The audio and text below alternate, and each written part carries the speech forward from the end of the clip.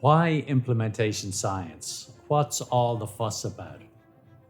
Well, how many of you have been part of a team of people wanted to achieve something in your agency, and despite a lot of work, a lot of effort, a lot of people of goodwill, you didn't get as far as you wanted with the project? Or worse still, the project failed. Well, it turns out that most projects actually fail. And it's not only in criminal justice. This phenomenon was found in education, in healthcare, in criminal justice, in business. It turns out that when we do research and we find out what works, what's the evidence, trying to get what works into the field is a very difficult task. It can take a long time to make that transfer. And there is such a gap opening up in every field. It's called the implementation gap, that people began to study it. What's happening in this gap? Why are there so many failures? That was the birth of implementation science, and it's a cross-discipline science. It's not specific to any one field. So the usual method of implementation is what we call the train and pray method. We hear about a good idea, and we send people off to training, and we pray that when they come back, something's going to be different. Well, let's take a look and see what you get with that method. You can see here on the slide that I'm showing you, without implementation science, very little happens. In one study, it was 14% of the implementation was successful. In this study, it was 10%.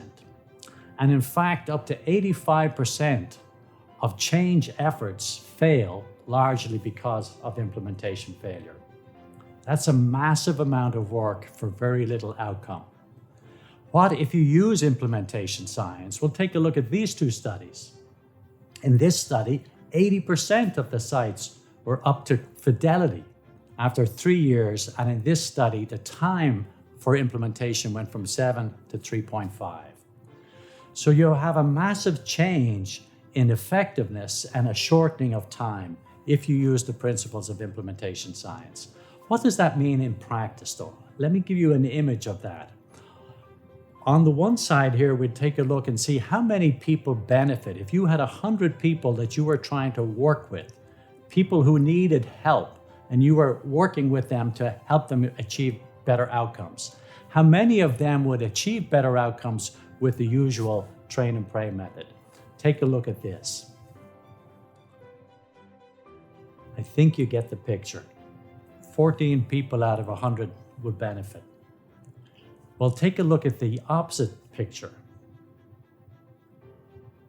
That's the power of implementation science. Up to 80 people out of 100 will benefit, and it takes far shorter time, from an average of 17 years to an average of 3.5 years. So what would implementation science? Let me tell you what it is. Let me tell you a story first of all. In my backyard here in Salem, Oregon, we've a lovely lawn of creeping buttercups. The buttercups have taken over our backyard and they grow beautifully and they're very well established. So now if I wanted to grow grass on my lawn instead of buttercups, and I took the best grass seed from Oregon and I planted it, what would I get? I'd get creeping buttercups. Why? Because if I wanted the grass seed, even though the grass seed is the perfect grass seed and I plant it in the right way, the ground is owned by the creeping buttercups. So if I wanted grass to grow, I'd have to prepare the soil. I'd have to really dig up and really get the soil ready to feel the seed. Then I'd have to get good seed, and then I'd have to plant it. So that's the 3-box model of implementation science in a nutshell.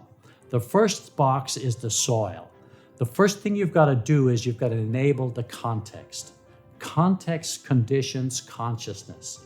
Every place we work in determines to a large extent how we're thinking and how we're behaving and how we're acting.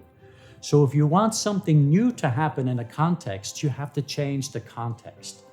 Every one of your agency contexts is perfectly suited to delivering the outcomes that you're currently getting.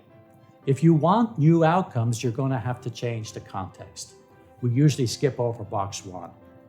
Box 2 then is the seed. What do you plant in the context? That's the seed. And now we want evidence-based practices, or at least evidence-informed practices. We'll be saying a lot more about that later, but it's very important to get the right seed. And it's got to be the right seed for your context.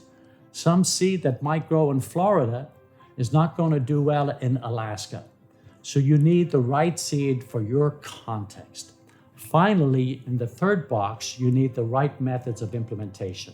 And we'll be saying a lot about those methods of implementation.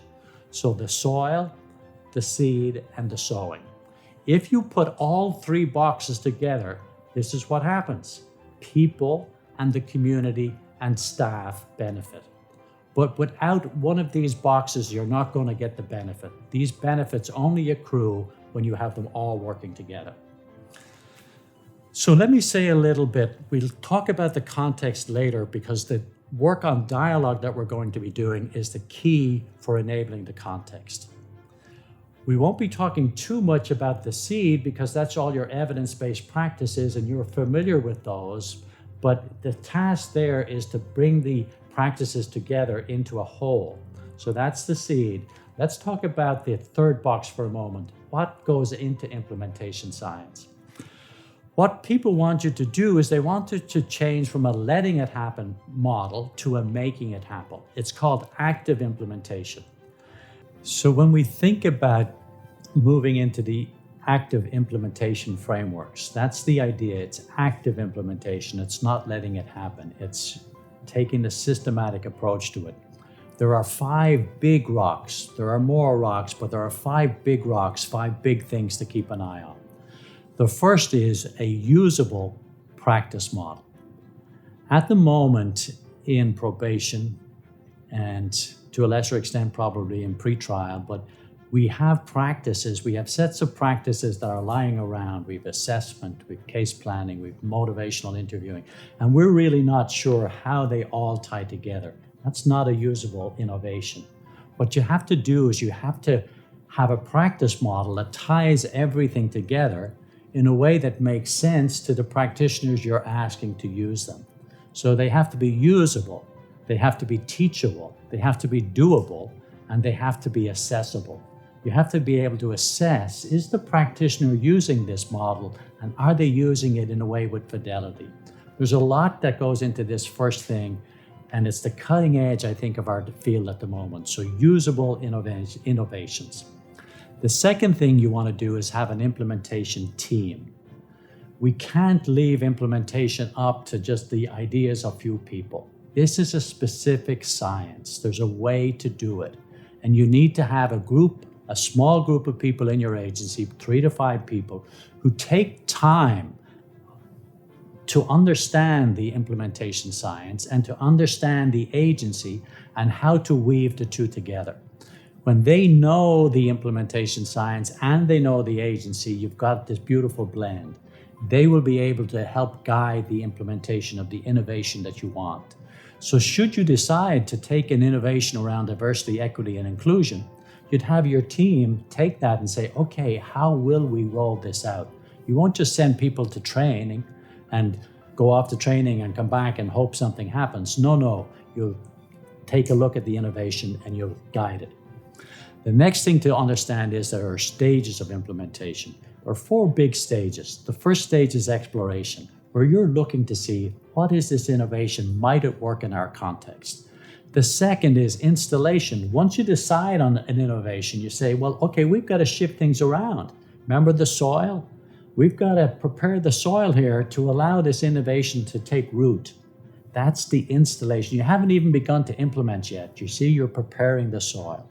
Now you move to the third stage of implementation, which is initial implementation, where you try some things and you learn, but it's not yet even full implementation. That's the 4th stage. Full implementation is where you get into sustainability, competency, and now you know you have something in your agency that's going to persist even after you and the current staff have gone. It's sustainable, it's embedded in the agency. So a stages of implementation approach is very important.